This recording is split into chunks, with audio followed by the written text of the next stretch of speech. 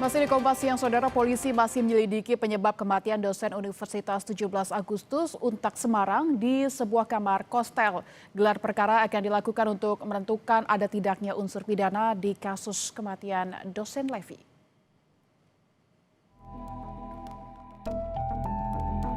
Investigasi untuk mengungkap kasus kematian dosen Universitas 17 Agustus Untak Semarang Dwinanda Linsia Levi masih dilakukan polisi.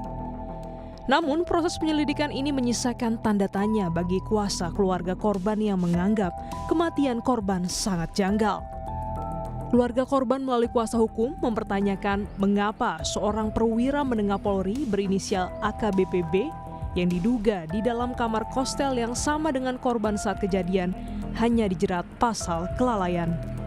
Padahal ada obat yang ditemukan di kamar kostel saat olah TKP. Kendati jenis obat tersebut belum diungkap polisi.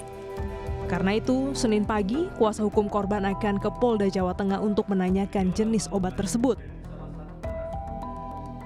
Kenapa kok gunakan pasal lalai? AKBPB itu ada apa kok bisa sampai lalai menyebabkan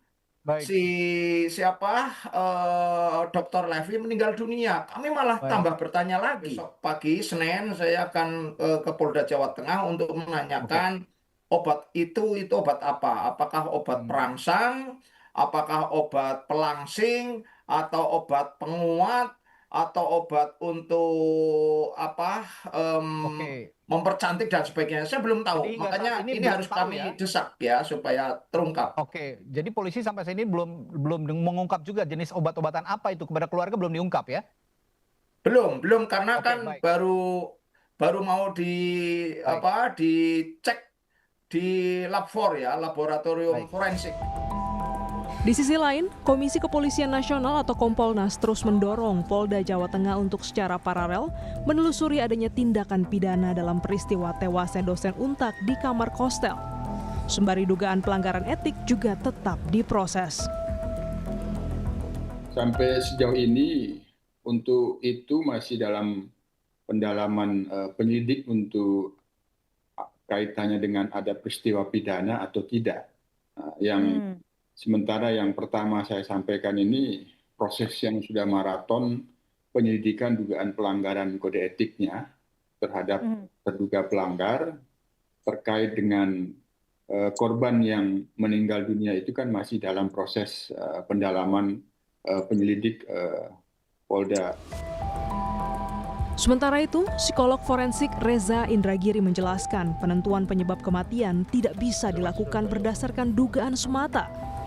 Dibutuhkan pemeriksaan medis mendalam untuk memberikan kepastian ilmiah penyebab kematian korban. Memang harus dilakukan pengujian secara saintifik. Itu sebabnya saya berkeyakinan bahwa saya sepakat dengan dikatakan oleh Pak Yusuf tadi, pintu masuk masalah ini adalah lewat otopsi. Kalau otopsi menyimpulkan terindikasi bahwa almarhumah meninggal akibat perbuatan orang lain, berarti homicide, itu adalah pidana.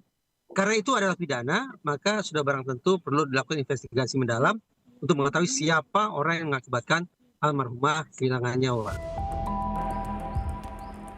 Sebelumnya, Sabtu siang, polisi melakukan olah TKP.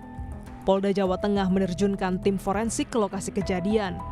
Bukti-bukti yang berkaitan dengan kasus kematian korban kini diolah oleh tim forensik. Kabid Humas Polda Jawa Tengah menegaskan gelar perkara akan dilakukan untuk menentukan ada tidaknya unsur pidana di kasus kematian dosen Levi.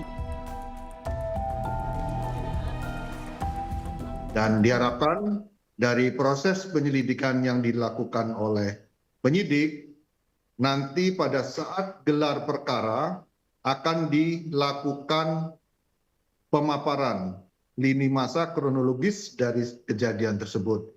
Diharapkan dari hasil pemaparan tersebut kita dapat menentukan apakah peristiwa tersebut tidak pidana atau bukan.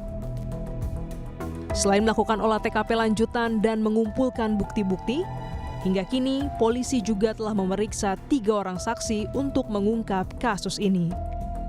Tim Liputan Kompas TV.